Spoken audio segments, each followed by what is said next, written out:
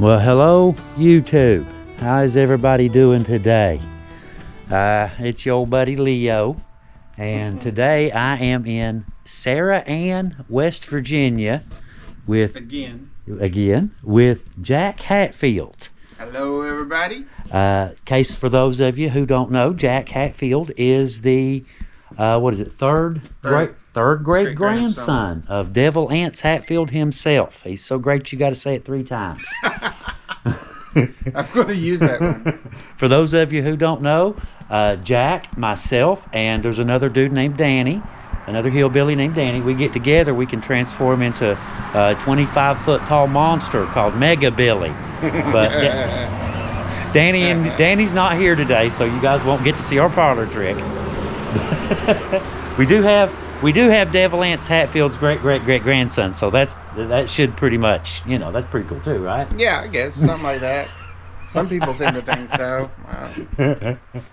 Anyway, we've got Jack has some new stuff that we wanted to show you guys today, and he's got some big plans as well. Really big plans. That's why I look so tired and exhausted. Yeah. And there's a new trail as well going up to Devil Anse Hatfield's gravesite. Mm-hmm. So we wanted to show you that, and then there's something else too that Jack and I are going to go. We're going to go try to find something. You know how we do on our videos. We go hunt stuff. Jack and I are going to go try to find something a little bit later. Anyway, so what have you been up to lately? Well, I have been working on a new location. Have you now? Yep, we were approached by some investors to open a second location in Pigeon Forge, Tennessee. So I have been trying to curate for this new museum. I've had to write over 50 stories of the feud and the timeline and the history. So like in this new museum, you'll go through and you're kind of like, each room is like an event in the timeline of the feud history. Right. And then you'll learn. So you start out in the Civil War, So I've been curating each room, and then I've had to write all these storyboards, that'll to go with each to go one on the walls, telling all the stories along with the artifacts. So it's been long hours. I've had several trips back and forth to Pigeon Forge. Meeting these investors. We are looking for a new spot, so that's kind of the holdup, is trying to find the right location. We also have some other big plans scheduled. Let's just say the family is getting back into the moonshining business. Really now. So it's going to be interesting. So there's a lot of big plans that are coming up for this new location, which will also benefit the home place too. Right. So I was going to ask, is it stuff? I know you've got a whole lot of stuff that isn't in your museum. Yeah. This is Jack's museum right over here, by the way. This is Devil Anse Hatfield's old home place. His home set right where we're standing. Yeah. So and it came out a little bigger. It was a massive house. So you're using stuff that you had in this new museum? Yeah. I had a lot of stuff that I had in storage that's not been in the new museum. I'm going to be taking some things out of the, it's not in the old museum here. It's crazy to say it's old. I just got it built. But I'll be taking things out of this museum and putting some fresh items in this museum and rotating things from this one to the one in Pigeon Forge where people have never seen. Yeah, that makes sense. It's a good idea. And then I'll continue curating and working once we get both locations open, and kind of refresh out the stories and the things and move them from different locations, so that way it's a fresh perspective every year for people to come and visit. So I've of course got all the family relics and artifacts, and then I've also been looking for some antique relics and artifacts that would have related to the feud, to try to show the example. If you want to come on in, I'll show you a little bit what I'm talking about, but be forewarned, I've been working like crazy trying to curate this stuff and write these stories. So the office and workshop's a little disheveled. Out of place. Disheveled. Yeah, disheveled. That's a good word. Yeah. So there's actually, I broke the timeline down. All of the events, I think there was about 17 of them that happened, major events that happened throughout the timeline of the feud. I broke them down into 8 rooms, 8 situations. So, so like, your box 1, you can see the title on it.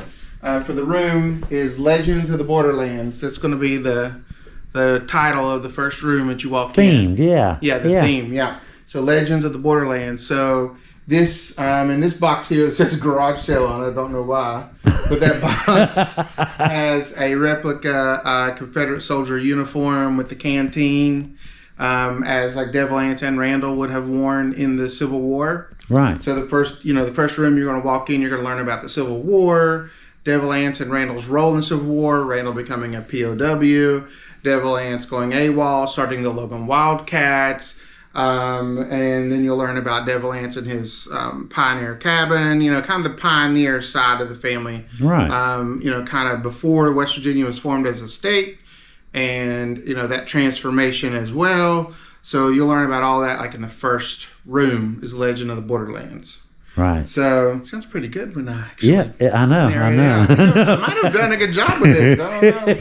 We'll find out when it's all together. But room 2 is the legal battles begin. So this is where you learn about the hog trial and the land trial. And I've got like a 1800s gavel, which is really cool in here. And of course, all kinds of artifacts and things. I can't remember what's in each room. Like I had 3 antique Hatfield quilts from the family from the early 1900s, late 1800s, and another trunk that I have in the basement from the family as well that Cher donated. Does actually Cher Smith.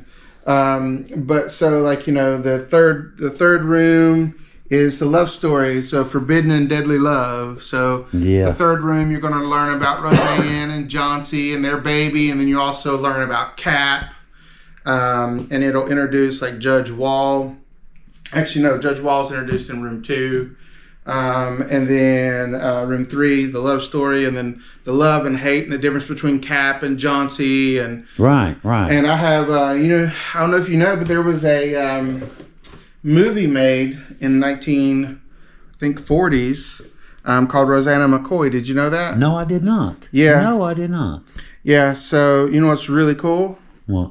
I have the script to the movie. Do you really? Yeah, it's somewhere down in this box.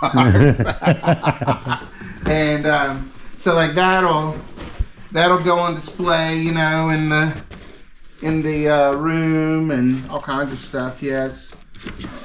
Here's the movie script. Yeah. Look at that. Isn't that cool? Wow. That looks old. It is old. It's the original movie script from the 1940 movie of Rosanna McCoy. Really? Yeah. Yeah. The original script. Yeah. Man. And now there was a silent movie supposedly done on Devil Anse and the Feud, but it's kind of lost to history. Nobody can find it. So this would be the only tangible. Well, I guess this would be the first ever, I guess, movie about the Feud. Anything about the Feud ever made. It. Yeah. Huh. So otherwise, yeah, you're this is a plate. Yeah, and this is an old Hatfield quilt. These things are so fragile. Really? Yeah, these quilts. See, look, they're just yeah falling apart. Hatfield quilts, you say? These are, yeah. I've got a McCoy quilt out in the museum. I'm going to swap it out for a Hatfield quilt. That way I have a Hatfield and McCoy quilt in Pigeon Forge. Really? Room 4, a pivotal moment in Feud country. This is where you learn about the governors getting involved in the political side of the feud. Right. And, bounties going on the heads of the Hatfields as political leverage to invade and take West Virginia from Kentucky. Things like that. Yeah, the Supreme Court case, all that stuff. Nope, that's not yet. Oh, okay. I'm getting ahead of myself. And then you got room 5, which is posses, raids, and battles. That room will be about the McCoy cabin burning. Mm-hmm. No, wait a minute. This one is about the Election Day event with Ellison. Right. And Ellison dying and the McCoy boys, the Pawpaw Tree In shooting. retaliation. Yeah, that's what a pivotal moment is, because that's when everything. That's when everything got kicked into high gear, and that's when everything. We went from hating each other to I'm going to kill your family. Yes. I'm going to get your family. Yeah. And then you had the posses raising battles, and that's like the Battle of Grapevine Creek, and it talks about. I think that one's where the political stuff comes in, with the governors getting involved and all that. And then you had raids and posses coming in trying to capture Hatfields because they had warrants on their heads because the Kentucky governor was trying to invade and take West Virginia and used it as political leverage. And so I've got like authentic U.S. Marshal badges from the 1800s, a Kentucky Sheriff badge from the 1800s, like all kinds of cool things. And then this one is called the Supreme Court. So this one talks about who got captured and why. And then the Supreme Court case, and then the hanging of Cotton Top. Right. So that's what this one is. And I found another 1800s gavel, which is really cool too, but not as cool as this one here. This one is kind of after the feud, kind of like, you had Devil Ance's two sons killed a moonshine, Troy and Elias. Got into a shootout. I guess it was with the Italian Mafia at the time. I don't know. Other alcohol. Yeah, it was over liquor distributing rights. In Fayette County.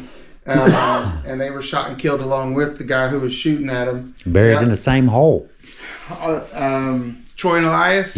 Both coffins put in the same hole. Yep. So this is like a lot of like what happened after the feud, the home place here.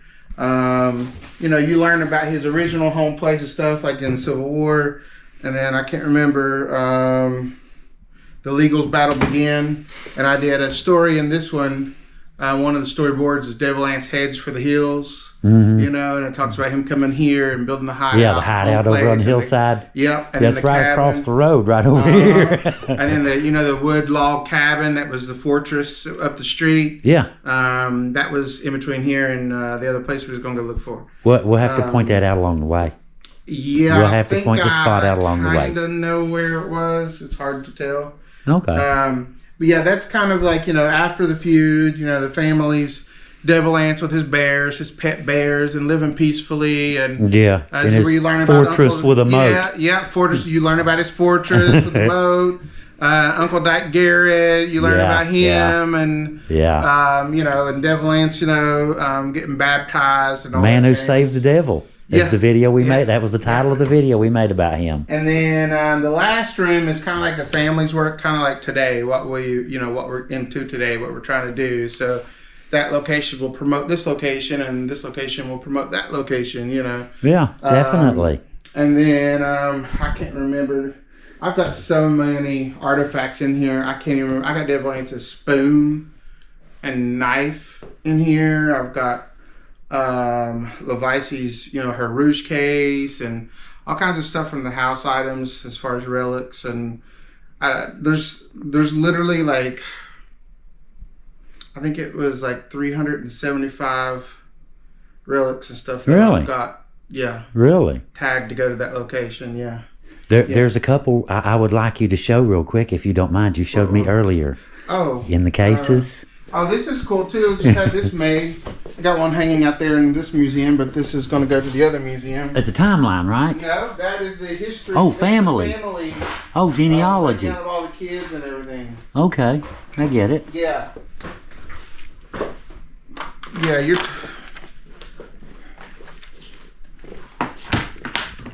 This is the ones I can keep, but these are what you're talking about. These are really cool.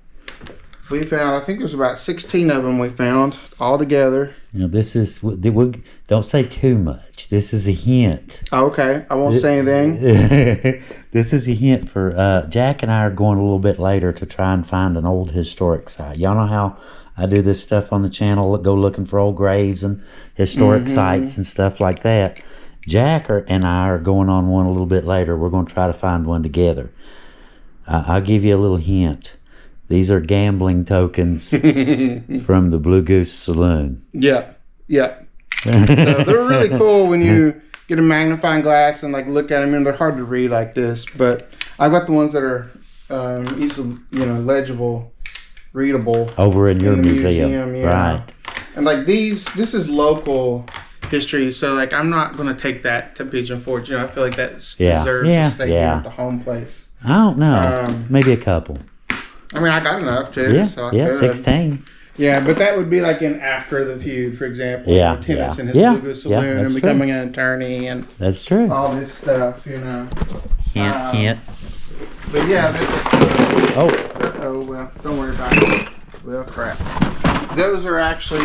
That's the old. Are those the old? Nope, I got those in the museum. Okay. These are. I'm going to take these to Pike County Tourism. These are Hillbilly Days. Okay, See? Okay, yeah. Which one? I don't know what years that is. The 28th. 28th Hillbillies or Hillbilly Days. I think I have one of these too. That's not sure when's mine's from. I told Pike County Tourism I'd bring them over to him. There was a gentleman who had all of these on Facebook, and with them he had the Hatfield McCoy ones, the reunion ones that Ron McCoy on our well, he was on our board. He and his brother Bo organized a reunion over in Pikeville. Mm-hmm. And Coke sponsored it, so they made those little bottles. Okay. So he donated all those bottles and these for Hillbilly Days. So I thought I'd take these to Pike County Tourism. Definitely. But of course, I kept all the Hatfield McCoy ones. Yeah. So, you can see like this is me trying to get together everything, and also Christmas gifts. But I didn't think about it. Yes, this is what he showed me this earlier. There's a little story goes with this as well. Yeah, so my grandfather, John, would be Deb Lance's great-grandson. He was a picker, of course. Music runs in the family, but it skipped me for sure. But I can sing, but I can't play. But anyways, when I was little, I would always go to church with my grandfather, John Jr., John Sr., Deb Lance's grandson, Robert's Lee's son. He died of moonshine poisoning when he was like 20-some years old. I think it was 27, maybe, something like that. So my grandfather was taken to Wyoming County and raised with his mom's family. So, anyways, he was always a church man.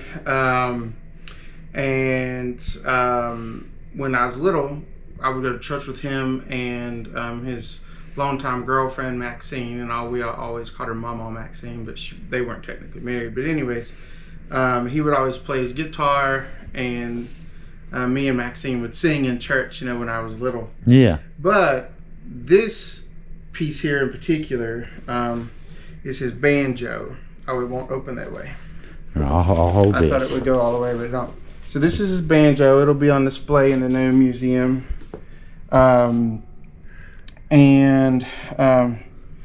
This is very significant to me because when I was little, of course, he loved bluegrass and country. My grandfather did. And he had this bluegrass song. I don't even know what it was about. Nothing. Can't remember. It was a bluegrass song about a donkey, and he would like make donkey sounds as he would sing it, But so he always used this banjo to play me that donkey song on. So my nephew has my grandfather's guitar we sang in church in, but my dad gave me the banjo to display in the new museum, and then he also gave me his. One moment, and I'll pull it out. It's heavier than you would think. How cool is that, y'all? He also gave me the donkey song. his mandolin to display. Look at that. So I've got. Can I? Yeah. Mm-hmm, yeah. Look at this, guys. Yep. The pick is still in there. The pick is still in the neck. Look at that. Yeah, and he would either use the banjo, mostly the banjo, Or if this was handy, he'd pull this up and sing me that donkey song all the time. Yeah. I was always with him. I spent a lot of time with him, with both my grandparents. That is really cool. That is. I'll be really careful with it. Yeah, it's old. I don't even know. I mean, there's a serial number in there. I guess you could probably. Yeah, you could probably look it up. Look it up eventually. Holiday. When we got time. Yeah. We ain't got time for nothing right now. Yeah. Between licenses. That's the way it is, isn't it? Business licenses and trademarks, and I've had to submit trademarks and copyrights. And, my second book. So I'm doing a republishing. There's 2 books I'm working on. The first one that's about to come out is a republishing of a book called An American Vendetta. That book was written by author T.C. Crawford, who was a reporter. I think it was for the New York Times. It was a New York newspaper. Anyway, he was a reporter, and he is the only person to ever interview Devil Anse firsthand. Really? And he wrote, I guess, his newspaper story about it. It went wild, so then he wrote a book about it. And the book is supposedly credited for the term hillbilly. Really? So we are supposedly single-handedly responsible for the hillbilly stereotype. I don't know. I'm cool with it, man. The book, I'm cool with it. Calling me a hillbilly's like calling Batman Batman. I know it's yeah, I know. I am too. Same thing with redneck. If you really know what a redneck is, I'm proud to be a redneck. Yeah, it's true. All my grandfathers were coal miners. Including John. So the American Vendetta book, I've got the interiors finished. Of course, I didn't change the author's original text. I added right stuff to it, and then I'll republish it because it's you can't buy it anymore. Yeah. So the copyright's expired on it because it's so old, and same thing with another book called The Devil's Brigade. So those are 2 of the earliest ever written about the Wildcats, books. I'm guessing, right? I don't even know yet, to be honest with you, Leo. I ain't had time to sit down and go through it. It's just next on my agenda. Yeah. We're just getting started. They're so old, there's no text of it. So we're having to literally read the book, type it out, word for word. It's a lot. Right. And then read and then do whatever you're going to do then too. Do whatever I'm going to do and add to it. Yeah. So of course, I've added a lot of photos, stories, because in Vendetta, he calls this Murderville, is what he calls this place. Right. That's what he calls Logan County, is Murderville. Yeah. That's pretty accurate. So it's very accurate. It's That's a very accurate term. But and then they got photos that they sketched up, of what a mountain girl would look like, all this craziness. Yeah. So what gets me, and I know y'all seen this too. You've seen like the hillbillies, pictures. Devil Anse and Randall, and they've both got, the straw hats and the coveralls. Yeah. The overalls. The overalls and stuff. Devil Anse, when he died, he was a millionaire, guys. He was not poor. No. He tripled down on his investment, you know that, right? Did he? So he after the Civil War, he became a logger and created a very successful logging company, which is where he made a lot of his fortune. And then he sold the land off to coal companies and railways who were coming in for the industrialized boom. Right. And then he worked for the railroad to he became a consultant for the railroads and the coal companies on where to find the coal and where to place the rails with the least amount of resistance to get in and out. Yeah, to get in and out of the coal mines. So he was slick, man. He was smart. Now you have to give credit where it's due. Very smart. Couldn't even read and write. Think about that. Couldn't even read and write, but there's a big difference between education and intelligence. Oh, extremely. They're not the same thing. They're not the same thing. But no, they are not. But he tripled down on his investment, so that's why he ended up becoming so wealthy. Yeah. Which is why the family could afford to put a statue up there after he died. Yeah, the marble. Italian marble commission. Italian marble was commissioned. Today, I think it would be like $350 $50,000, I think, was what it would cost today to put it up. I can't remember. I remember there was something about that. I can't remember right now. Yeah, me either. Wouldn't want to commit. There's a whole big controversy and story around that statue. Yeah, there is. Yeah. There's so many, so many avenues with this feud we could go. Yeah. Yeah, this is my new 3D printer. A lot of people don't realize, but we make a lot of stuff here on the property for the museums. So this is where I'll make the statues of. We sell like miniature statues. So they're all custom. They're not. Yeah. You when you sell these little souvenir statues, they're actually made by Dave Lance's great grandson. Yes.